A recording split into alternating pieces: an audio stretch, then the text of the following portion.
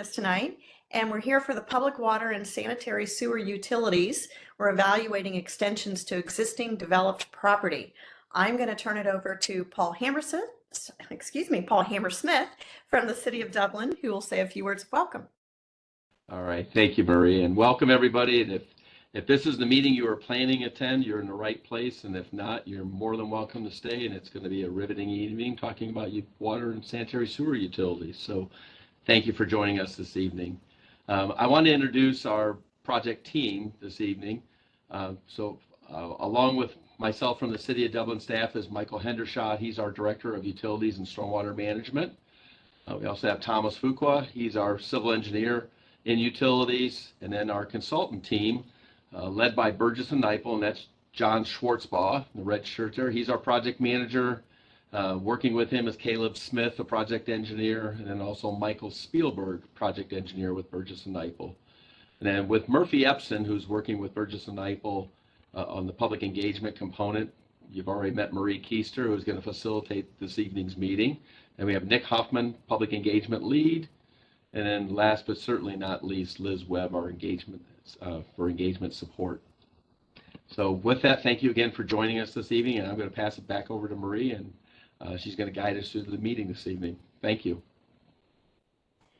Thank you so much, Paul. And the combination of presentation and discussion tonight, hopefully you'll find it very informative.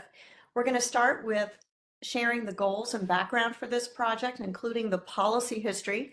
We'll talk about the study focus area and evaluation criteria. We have other additional information to cover. And then before we break out into sessions, we'll have a facilitated question and answer session. Then we're going to break out into discussion groups. So we'll give you lots of guidance on how to do all of this. Then we will come back for about the last 10-15 minutes of the meeting, if you're still interested. And then we will report out what people talked about in their discussion groups, and we'll recap the next steps. We'd like to ask you to enter your name and your address. And we're talking about your property address. And the reason we want to do that is because the engineers that you'll be talking with in your discussion groups want to be able to pull up the property maps while we're giving you the overview, so that when we break into the breakout discussions, they'll have those maps standing by of your home or your business so that they can answer your specific questions. So more instructions to follow, but if you would enter your name and address, that will really help our engineers help you during this conversation tonight. So there's a chat box in the lower right-hand side of your screen. So again, if you'd put your name and your address there, that would be helpful. With that, I'm going to turn it over to John Schwartzbaugh, and he will lead us through an overview of what this project is all about.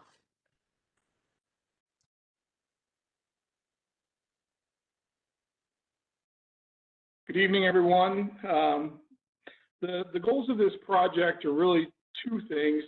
The city wants to provide properties with reasonable access to safe drinking water and centralized sewer disposal.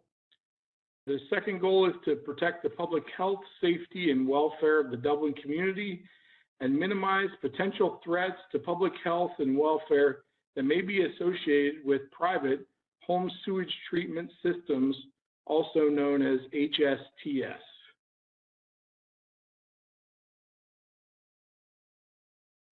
In 2015, City Council adopted a policy to establish an equitable, documented, uniform, and systematic mechanism by which the City of Dublin can plan and extend public water and/or sanitary sewer utility services. However, in 2022, City Council amended this policy to waive 100% of the City of Dublin's capacity fees for connection.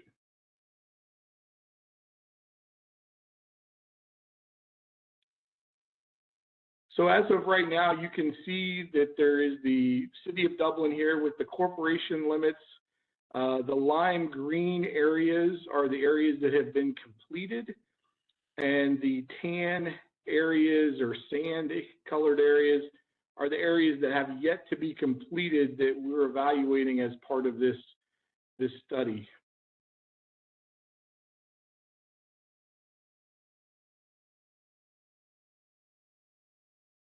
So our study focus and evaluation criteria, we want to perform preliminary engineering costs and alignment updates.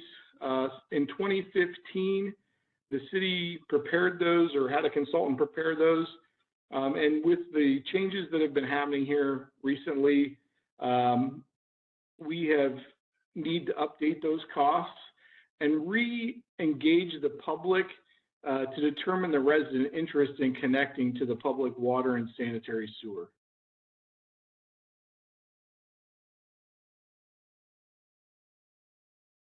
Another portion of our criteria is the Franklin County Public Health Risk Assessment.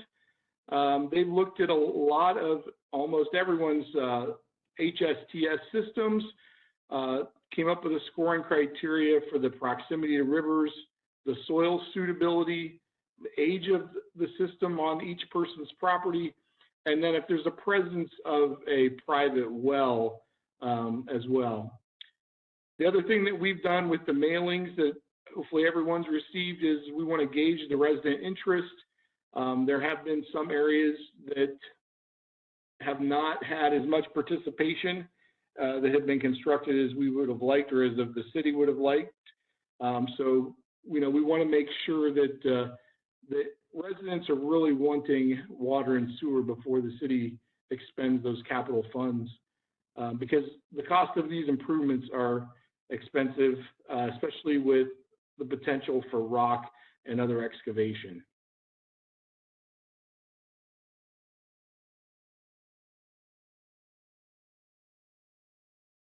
So just a little update from the mailings that went out so far. As of yesterday, we've had 147 responses. 86 respondents have private wells. 48 of the 86 want to connect to the public water, whereas 38 do not. As for the sanitary sewer, 132 respondents have home sewage treatment systems, and 67 want to connect and 65 do not. So surprisingly, it's about 50-50.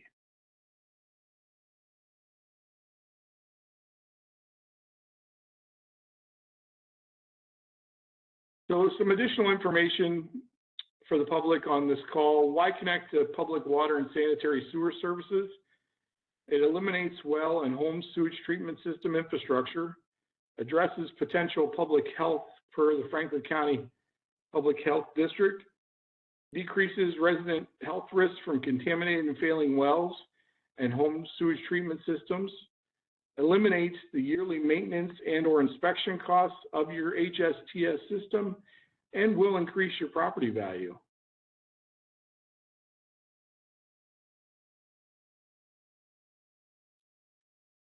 So as you can see here, this is typical water and sewer configuration where you have the sanitary sewer and the water main out in the right-of-way or in the roadway.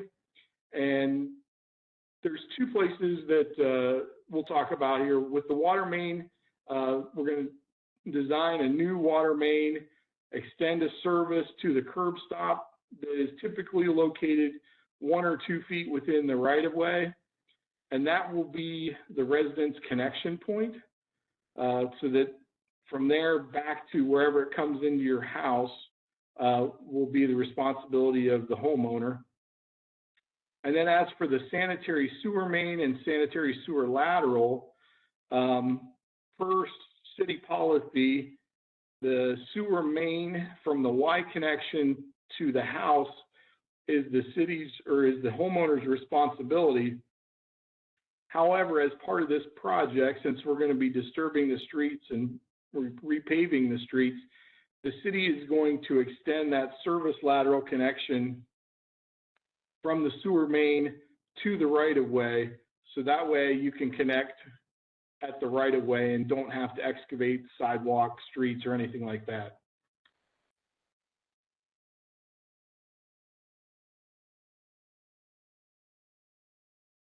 So kind of walk you through how resident would go about getting utility connections.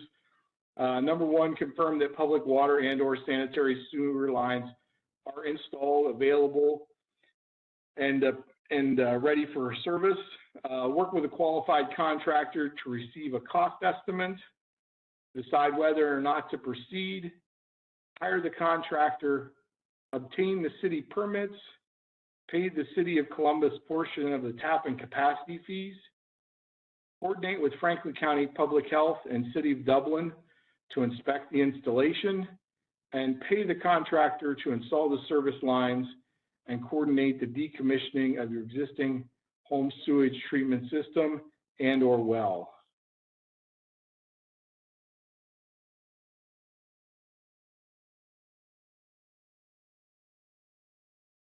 So another thing that we want to consider is the cost to the residents.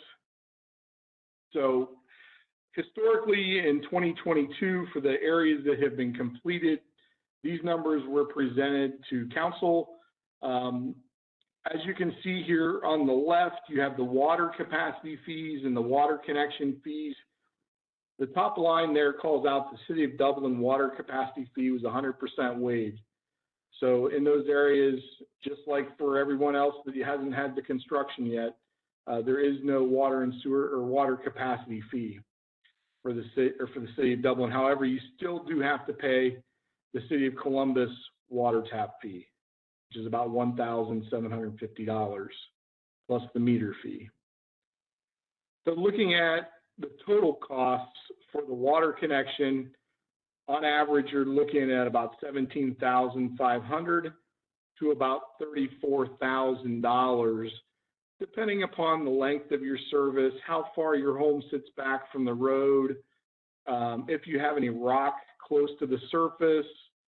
Number one of those items can alter that price. Similarly, on the sanitary side, the City of Dublin has waived their capacity fee. And then also, you'll have the City of Dublin inspection fee and the City of Columbus sanitary capacity fee, about $3,200 in fees. And then looking at the range of construction for the sanitary sewer connections on the private side, on average, it's about $7,800 or $9,800 on the low side to about $20,600 on the high side. And those are based on historical numbers that the city had received from residents based on the construction in those other 9 previous areas that have been completed.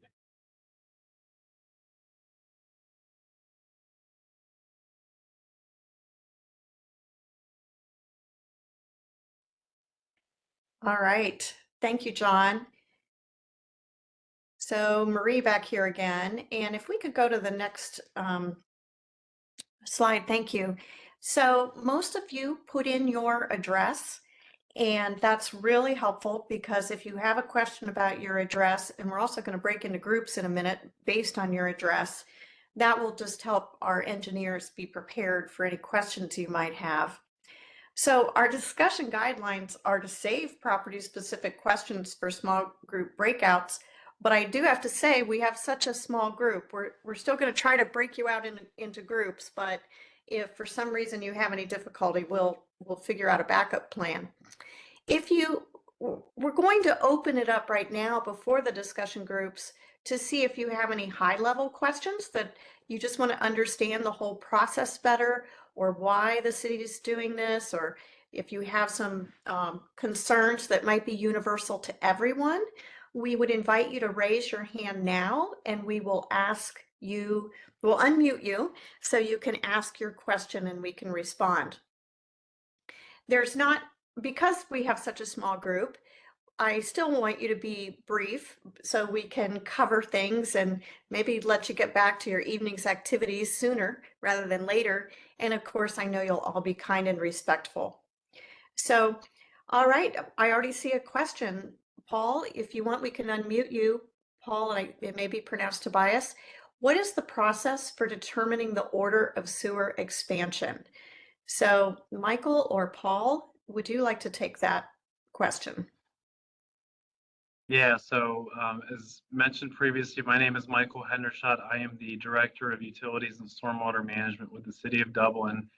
So there's multiple factors that go into determining the implementation plan for this policy, which basically trying to determine which projects are constructed first, these utility extensions. So some of the things that we're looking at is resident interest in connecting into the facility. So in some cases, we actually need to have a lift station for sanitary sewer to be able to provide sanitary sewer service to certain areas. So we can't physically construct those facilities if we don't have enough connections into that. So that operation won't run very well if we don't have a lot of effluent basically going through that system.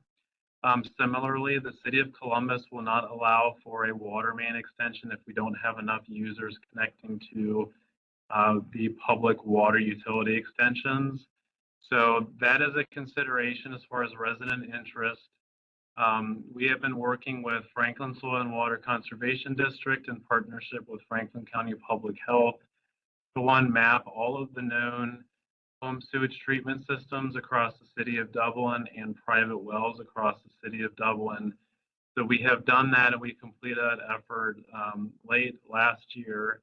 And as part of that, we have updated what we call a health risk assessment on those systems, which is another factor in determining kind of which projects could be programmed for construction ahead of other projects. So another aspect of that is cost for the project. So not to say that's the sole reason, but there are multiple factors to determine which areas would be constructed in advance of other areas. So again, it's really the resident interest in tying in for the reasons I mentioned about just functionality of the system, the health risk assessment related to the HSTSs and private wells within the unserved areas, and then just the cost component related to these extensions. All right, Jay, I'm going to call on you, and Nick will unmute you. Stand by. Nick is one of our able assistants tonight. Hey, that worked fantastic. Thanks, Nick. So question for my end, what is the beginning and what is the end of this? Is this you're looking to do these neighborhoods over the next 2 years, 5 years, 10 years, 20 years? What's the beginning and what's the end? Just an estimate. Yeah, so that's a great question. So this policy was adopted by our city council in 2015, and it was later revised in 2022. So currently, the implementation plan that we have in place, we are trying to construct these projects by 2025. So from 2015 to 2025, so what is that, 15? It's a 20-year implementation plan. 2035, Michael. Yeah, 2035 was kind of the last year as far as the remaining unserved areas as far as construction. So, but as part of this study that we are doing, we are trying to gather information from residents on how many folks are interested in connecting to public water utility and sanitary sewer utility extensions. So that's helpful information. We're also, BNN has been contracted to do preliminary engineering for any of the the unserved utility extension areas that have not been constructed, and then also have not currently have final engineering design underway, because we do have a couple of our utility extension areas that have final engineering design that are currently happening. So those are things that we are looking at as part of this study to be able to provide a recommendation on a revision to this implementation policy. So the policy as it stands goes to 2035 as far as constructing these projects, but that's not to say that could potentially change based on the findings of the study and subsequent discussions with our city council. Thank you. And if there's not enough interest from neighbors, let's say I'll use mine as an example. I've got 19 homes out here where I'm at. So let's say only 2 of those homes decide they want to move forward. Would the city still put in the infrastructure or no? So that goes back to the question on specific what area that is. Is that a gravity? So talking specific to sanitary sewer, is that a gravity system where we can have a couple of taps? If it's something where based on elevations we need a pump station or lift station, that makes it more challenging because you need enough effluent, so to speak, to go through that mechanical system for that to work effectively from an operational standpoint. On the water side, if we're talking about water utility extensions, like I mentioned before, the City of Columbus requires a certain amount of water commitments because what they don't want to do is have a water utility extension that's basically like a dead end line. And the reason for that is from a water quality standpoint, if you don't have a lot of circulation and movement from that water through the water piping, that's a concern from water quality. So those are things that we would certainly be looking at as part of this to understand how many residents are interested in tying in to those public utilities. Thanks, Michael. If I can jump into, and Morris, I see your question, so stand by just a second. We'll get to that. If so the city council is going to review the study findings, and based on all of these factors, together with the technical team, they will determine priorities based on all these factors that Michael's been talking about and John talked about. The earliest, what happens then is it goes into the capital improvement plan. And, you know, it takes some time to adopt that. And so the earliest, even if you're number one in the queue, that they would finish final design and get it to construction, all right, Dublin team, confirm this, would be at least 2 years. You know, weather dependent and all those different things. But even if you're the highest priority, it's going to take a couple of years until they turn dirt.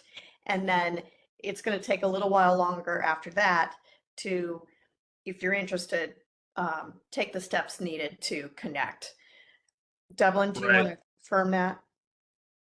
So just from my standpoint, so yes, that is generally accurate. So from a CIP standpoint, so every year our city council takes a look at our CIP. It's a 5-year outlook as far as capital improvement projects within our capital improvements program. We call our CIP. So as part of that, generally with these utility extension projects, we have a year designated for design. So we're working through, you know, from preliminary engineering through final design to where we have approved plans that are approved both by the City of Dublin and the City of Columbus, because we have a water and service agreement with the City of Columbus, which gives them purview to review and approve these utility extension areas projects. So that's usually about a design that we program, and then we also provide about a year for any kind of utility relocations as part of the projects. As you can imagine, there's other utilities in the areas within the roadways, so we may need to have all the utilities relocated to be able to accommodate alignments. So that obviously takes time. The other part of that is if any of these public utilities need to go outside of right-of-way, we may need to require easements from property owners. So that all takes time as far as negotiations as part of that process. So we usually program about a year. So we've got a year for design. We have a year for utility relocations and right-of-way or easement acquisition. And then we have the next year would be construction. Now, construction may take more than one calendar year, but as far as initiating, getting out to bid, getting a bid from a contractor, taking that bid acceptance to our city council, we anticipate that being about a year.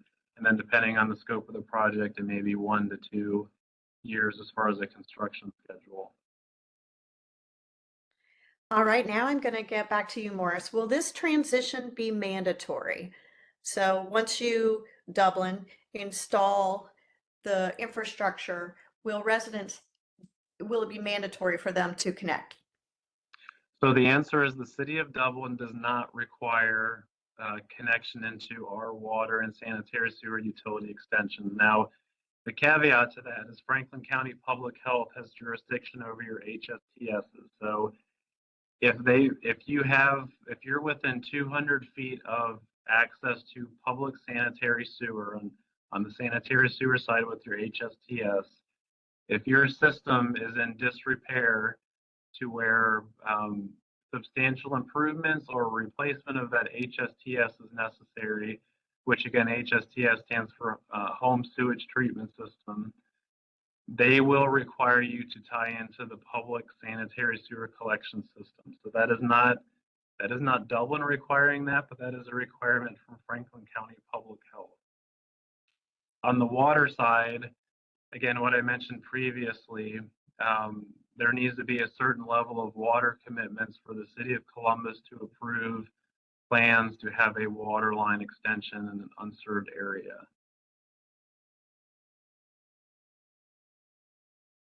All right, thank you. Do we have a question from our call-in participant? You may or may not be able to raise your hand, so I want to make sure.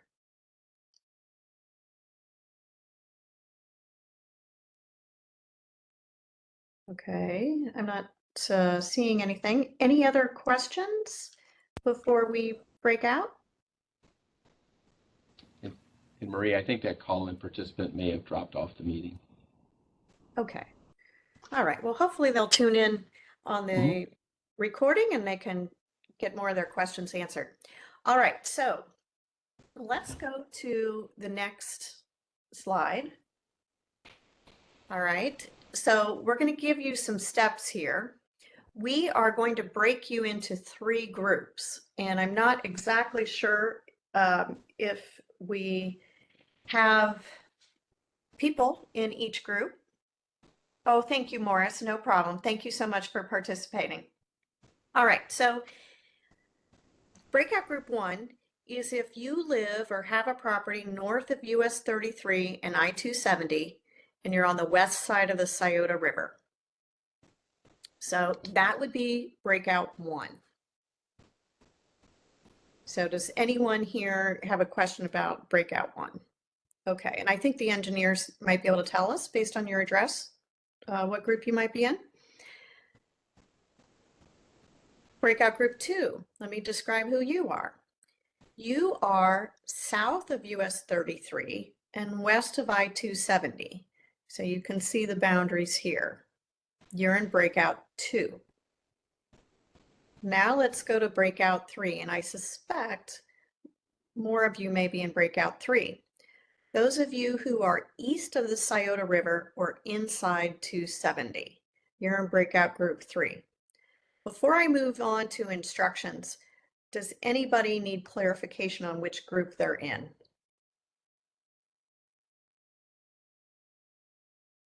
All right. And if this might be helpful, Marie, I've got 2 individuals, Ms. Davis and Mr. Tobias in group 3. Mr. Keeler's in group 1. That would be our only participant there. And then group 2, 2 participants, Fadi and Mr. J. Taylor. Mr. Morris Beje, signed off, so he was in group 3. Okay, great. So one question before we break into groups. So now you should know what group you're in.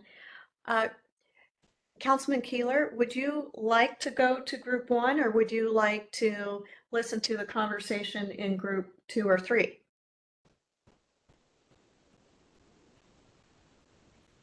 All right, I won't put you on the spot, but if you end up going to your group 1, you will be greeted by engineers and you can decide if you want to stay there or move on.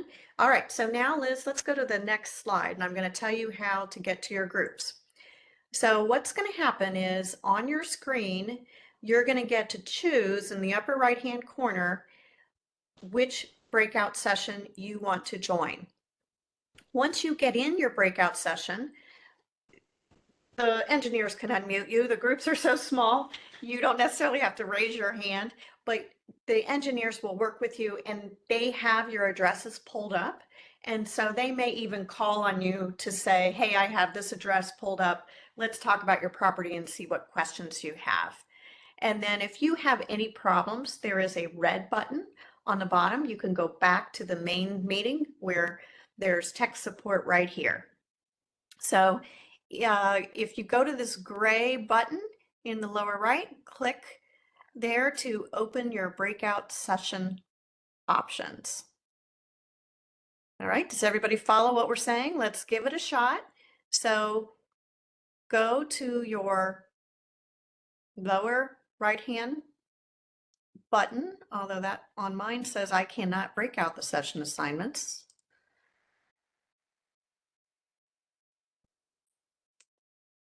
let's see. If you click on your button, are you able to get into your breakouts?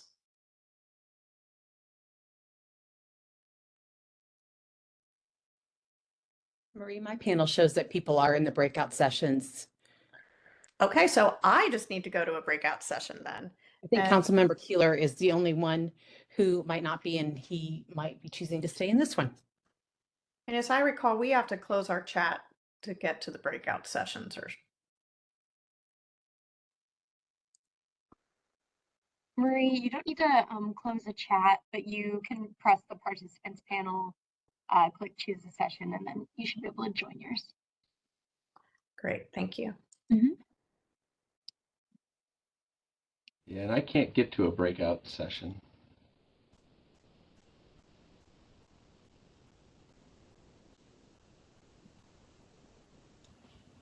I think Ash may be able to put you in a room, Paul.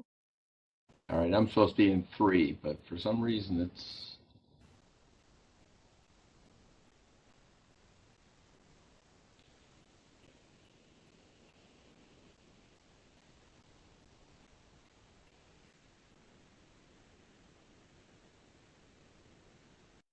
All right, Ash, I'm heading to my breakout room, but let me know if you need anything. Thanks so much.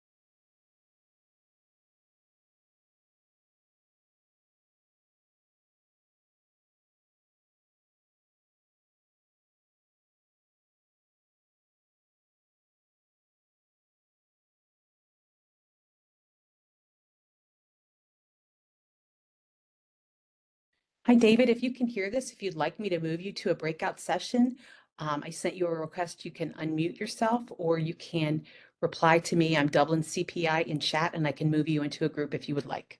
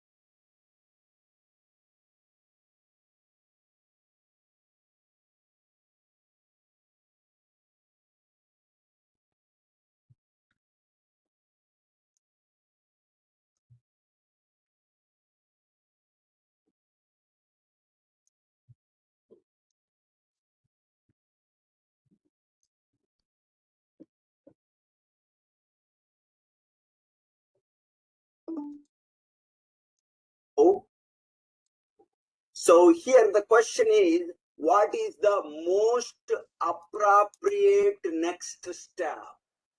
Most appropriate next step. Okay? So yeah, you can quit, but is that the best thing that you can do? Doesn't look like it. You are losing job, nothing else is happening. Assume that since it has gone on a long time, there is no major hazard. That also doesn't look like a solution. Advise a local town council of the situation. Yeah, that may be something you may want to do, but do you want to go to the council first, or do you want to work with your company first? What would be appropriate next step? Go to the local council and report on your. We're back in the main group session right now. So I'm going to turn this back over to Marie to continue our conversation.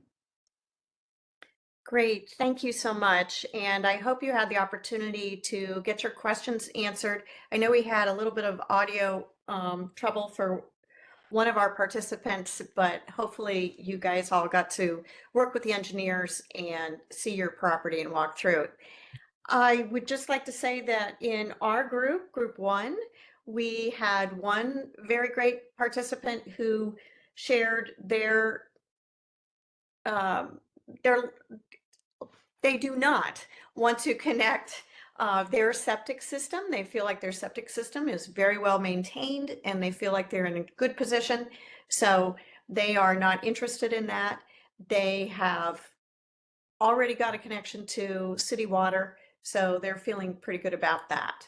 So group two, do you have any highlights you'd like to share?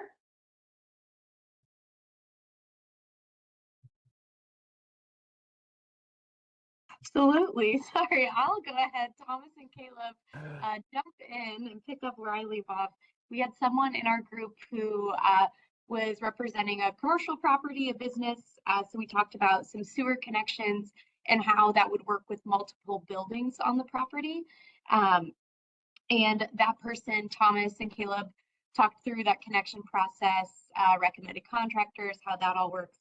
And then we had Jay in our group as well. So we talked about just some different sewer lines where things could connect through, going through different sides of the street, just talking through that scenario. Jay also is the president of the Civic Association in his neighborhood. So we got to hear more about what other neighbors are thinking about, talking about a new roadway that was put in as well, and how the city would handle any repairs if there are heavy trucks and construction that causes damage to a new road that the neighborhood is so proud of. Caleb, Thomas, anything else you'd like to add? Yeah, we just talked through the preliminary alignment options and alternatives, looking at each of the individual properties. And I guess it's good to note that we do have copies of the recommended contractors list that are approved by the City of Dublin, as well as general forms that guide you through the connection process that we can provide anyone if you give us your email or filled out the questionnaire. So. Great. And now group three, Nick, you'll give us the highlights? Sure. Yeah, we had Paul Tobias and Amy Davis, and we had a lively discussion. But yes, there was at least initially, there's one yes that they want to connect, one kind of a no. But yeah, just the discussion was focused on just at least the Paul would like to connect. His property does sit way back, so there might be, anyways, just some issues there with connecting. There's also a lot of the discussion was talking about the parcels behind. Paul and Amy live close together. There's a lot of undeveloped land. Actually, part of it, Paul Hammersmith noted that it was actually not within the city of Dublin. And so obviously when you live out there, you want to keep the trees behind your house. I totally agree with Amy. Amy would like to keep those trees, but on the same hand, a lot of the current systems obviously smell when it rains. So that's a big issue. So those were our big kind of points. Paul or Hammersmith or John, if you want to weigh in on anything else, you can. No, I think you covered it, Nick. Yep. Yeah, I agree, Nick. I think you covered it. You know, we looked at the alignments for each of the houses and where the sewers would connect, but or potentially connect. But other than that, yeah, I think you covered everything. Great. So now, Michael, if you want to hit the next steps. Yeah, and then I guess just to circle back, I was also part of group one. So I know there was another question that came up about if there's a water line extension to an unserved area, are we as a property owner, if we're on a private well, required to connect? So the answer to that is no. So that's a little bit different from the sewer side as it relates to Franklin County Public Health if you have a failing HSTS. So on the water side specifically, the answer is no to that. But again, what I mentioned previously, in order for the city of Columbus to approve a water main extension, there needs to be a certain number of commitments as far as residents tying into that water main.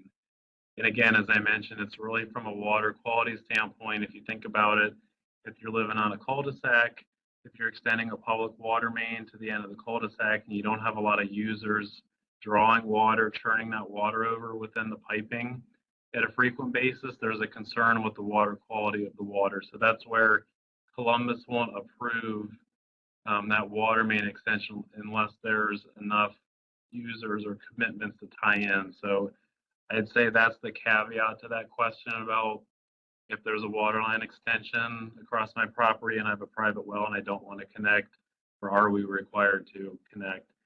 Now, the other thing I would say with that is if your opinion is you would not like to connect and you have a private well, I would strongly recommend to make sure that you're doing annual maintenance on your private well. You're having it tested from a water quality sampling standpoint to make sure everything looks good from that standpoint. I would just be proactive with that because the last thing you want to have is a contaminated private well for drinking water. And it looks like there are also a couple questions here on the chat. I think Joel and Robin had audio issues in our group.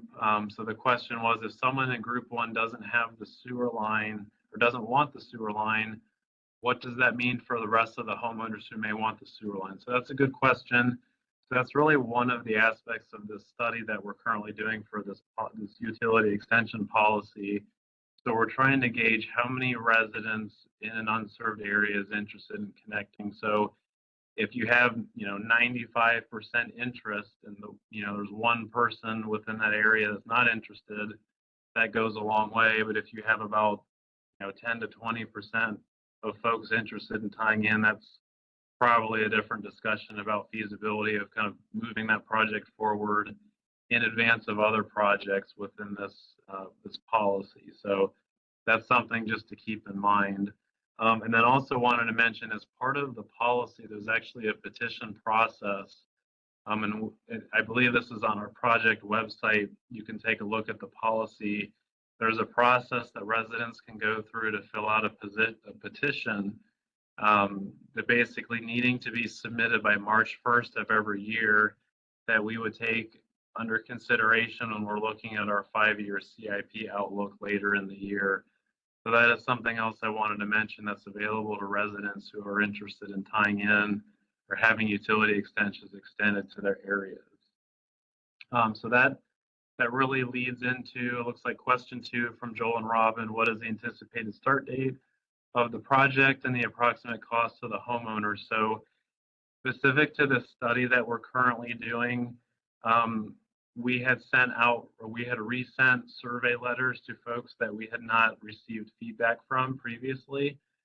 So we had requested if we could get those responses back by May 12th, that would be appreciated.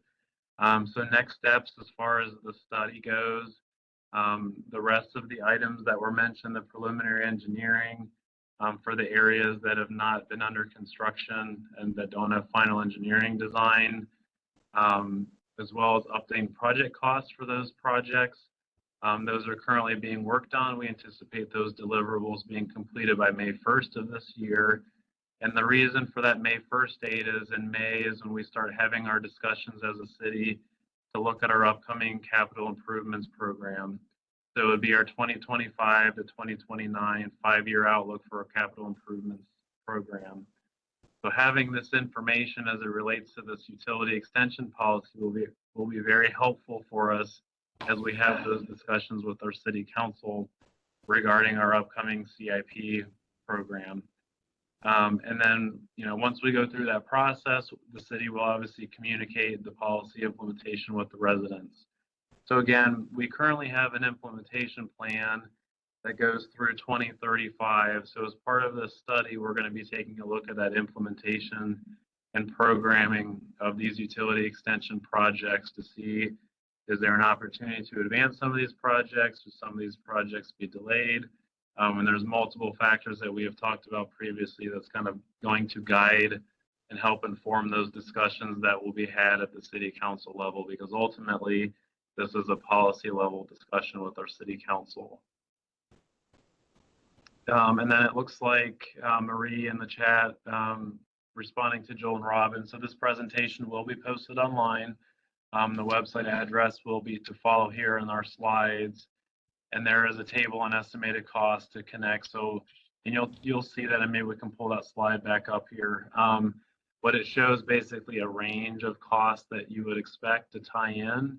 And the reason for that is, if you're someone along Riverside Drive where there's known bedrock, shallow bedrock within that corridor, the cost to excavate down through bedrock is going to cost more compared to if you didn't have that situation. So what we wanted to do was show kind of a low, high range of what that cost that you maybe expect as the responsibility of the homeowner, just to kind of give you an idea of what that kind of a programming level cost would be. So that's what's being shown on the screen currently.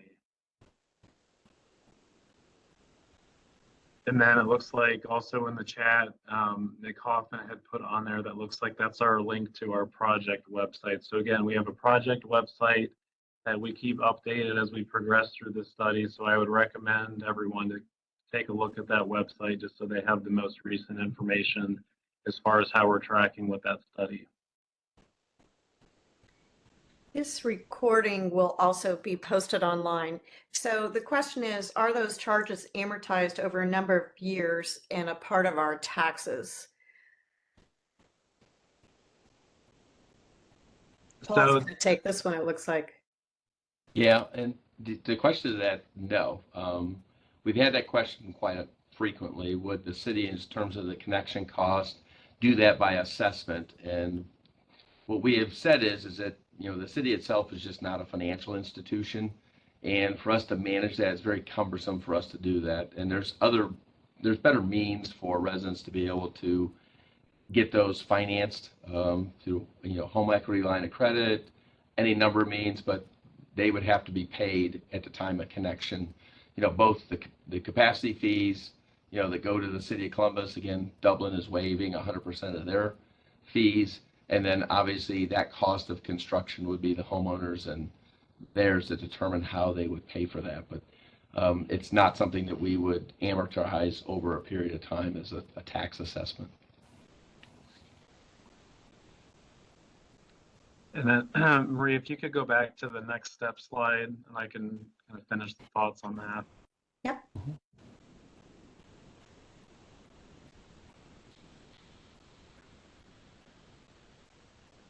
Okay, so as I mentioned before, so the surveys that were sent out, again, we're asking for folks to submit that information ideally by April 12th of this year. So that gives us time to review the information, kind of, take the so what's from that and compile that information by May 1st. And then the other items that I talked about, preliminary engineering, the updated construction cost estimates, and then the coordination with Franklin Soil and Water Conservation District and Franklin County Public Health for the health risk assessments, all of that information, in addition to just the feedback we've received from the surveys and our 3 public meetings with the residents. We will compile all that information, and that'll be by May 1st of this year. So then once we have that information, staff will provide a recommendation regarding a revised implementation plan for the policy, and that'll be as part of our 2024 capital improvements program, which we call our CIP update. And then the city will then communicate the policy implementation to residents. All right, if we go to our next slide, we're going to close with this contact information. And if you want to take a screenshot, but in a second, we will also give you the website again. It's in the chat box and it's going to be on the next slide.